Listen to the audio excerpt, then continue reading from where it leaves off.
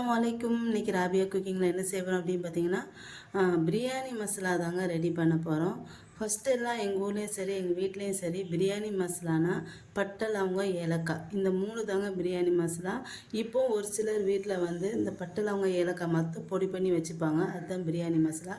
நாங்களும் சிலர் அதான் போடுவோம். இப்போ நிறைய பேர் கடையில் வாங்கி யூஸ் பண்ண ஆரம்பிச்சிட்டாங்க. ஆனால் நாங்கள் இது வரைக்கும் கடையில் வந்து பிரியாணி மசாலா வாங்கினதே கிடையாது.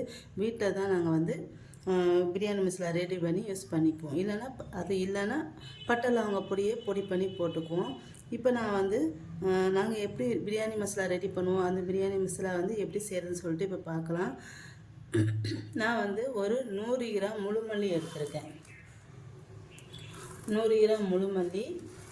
அடுத்து வந்து இதில் வந்து ஒரு 7 பிரியாணி இலை, ஒரு 7-8 பிரியாணி இலை சேர்த்துக்காங்க. நான் வந்து ஒரு 8 இலை பிரியாணி இலை வந்து சேர்த்துக்கிறேன். அடுத்து வந்து 30 கிராம் பட்டை, 100 கிராம் மல்லி, 8 பிரியாணி இலை, 30 கிராம் பட்டை, சுருள் பட்டை, அப்புறம் அந்த பெரிய பட்டை வரும் பார்த்தீங்களா, அதுவும் சேர்த்துக்காங்க. அடுத்து வந்து ஜாவித்திரி வந்து ஒரு 4 வந்து எடுத்துக்கிறேன். அதுக்கு மேலே சேர்க்க வேண்டாம், இது ரொம்ப சேர்த்தா வந்து நல்லா இருக்காது, ஒரு மாதிரியே கசப்புத்தன்மை வந்துடும். அதனால இது நான் வந்து ஒரு 4 மட்டும் சேர்த்துக்கிறேன். அடுத்து வந்து 10 கிராம் ஸ்டார் பூ தெரியும் எல்லாத்துக்கும். ஸ்டார் பூ வந்து ஒரு 10 கிராம். அடுத்து வந்து சோம்பு வந்து ஒரு 20 கிராம் வந்து சேர்த்துக்கிறேன். 20 கிராம் சோம்பு. அடுத்து வந்து ஏலக்காய் ஒரு 15 கிராம் சின்ன ஏலக்காய். 15 கிராம் சின்ன ஏலக்காய். அடுத்து 10 கிராம் பெரிய ஏலக்காய். இந்த பாருங்கள், இதுதான் பெரிய ஏலக்காய், எல்லாருக்குமே தெரியும், இருந்தாலும் ஒருக்க சொல்கிறேன். இது பெரிய ஏலக்காய். இது வந்து ஒரு 10 கிராம் எடுத்துக்கிறேன். சின்ன ஏலக்காய் வந்து ஒரு 15 கிராம் எடுத்துருக்கேன். மொத்தம் 25 கிராம். பட்டை மொத்தம் 30 கிராம் எடுத்துருக்கேன். அடுத்து வந்து 20 கிராம் லவங்கம் 20 கிராம் எடுத்துக்கோங்க. நான் வந்து எனக்கு வந்து இந்த மெஷர்மெண்ட்டுக்கு அளவு தான் தெரியும், அதாவது கிராம் கணக்கு தான் தெரியும். நான் வந்து கிராம் கணக்கு தான் எடை போட்டு இந்த மாதிரி எடுத்து வச்சுக்குவேன் நான் வந்து. அடுத்து வந்து ஒரு 20 கிராம் மிளகு வந்து ஒரு 20 கிராம் எடுத்துக்காங்க. அடுத்து வந்து 10 கிராம் சாய் ஜீரா. அடுத்து 10 கிராம் ஜீரகம் 10 கிராம், சாய் ஜீரா 10 கிராம். இது ரெண்டாக கலந்து வச்சுருக்கேன் நான் வந்து, அதனால் இது வந்து அவ்வளோ டிஃப்ரெண்ட் தெரியாது. நான் 2 மிக்ஸ் பண்ணிட்டேன்.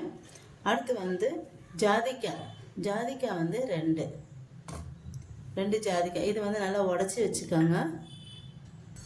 அடுத்து மெயின் என்னென்னா ரோஜா பொடி எதல். அது வந்து நான் வந்து ஒரு 30 கிராம் வந்து எடுத்திருக்கேன். ஆனால் எனக்கு வந்து இது வந்து நான் வந்து கிடைக்கல, அது வந்து கொஞ்சம் தான் கிடச்சிது.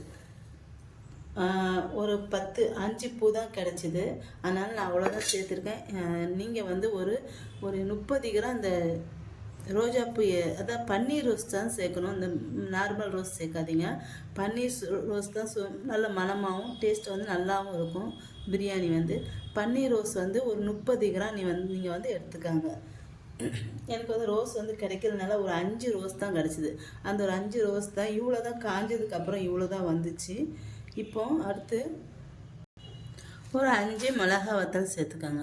அவ்வளோதாங்க. இது பிரியாணி மசாலாவுக்கு வந்து இந்த மசாலா தான். இதை வந்து ஒன்றா வறுத்து இதை வந்து பொடி பண்ணி வச்சுக்கணும். இப்போ இது எல்லாத்தையும் வறுக்க போகிறேன். ஃபஸ்ட்டு வந்து மல்லி வந்து நான் வந்து வறுத்துக்கிட்டு இருக்கேன். இது பாதி வறுக்கும் போதே ஒவ்வொரு பொருளும் இதோடையே சேர்த்துடலாம் நம்ம.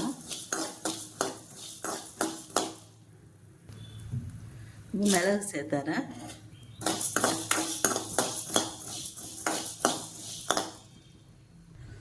அடுத்து ஏலக்காய்.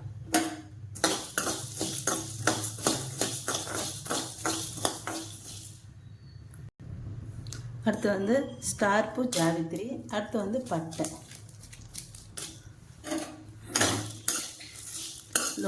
மீடியம் ஃப்ளேமில் வச்சுக்கணுங்க.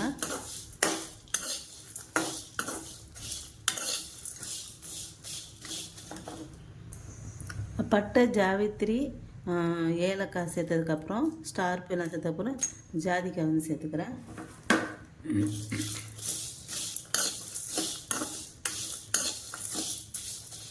அடுத்து வந்து சாய் ஜீரா, ஜீரகம் வந்து சேர்த்துக்கிறேன். அடுத்து சோம்பு சேர்த்துக்கிறேன்.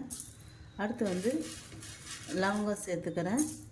அடுத்து காஞ்ச மிளகாய், பிரியாணி இலை சேர்த்துக்கிறேன். எல்லாத்தையும் சேர்த்து வறுத்துக்கலாம்.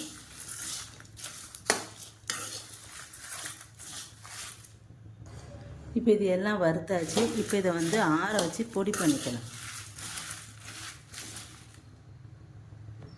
இப்போ இந்த மசாலா எல்லாம் நல்லா ஆறிடுச்சு. இப்போ இதை வந்து பொடி பண்ணிடலாம்.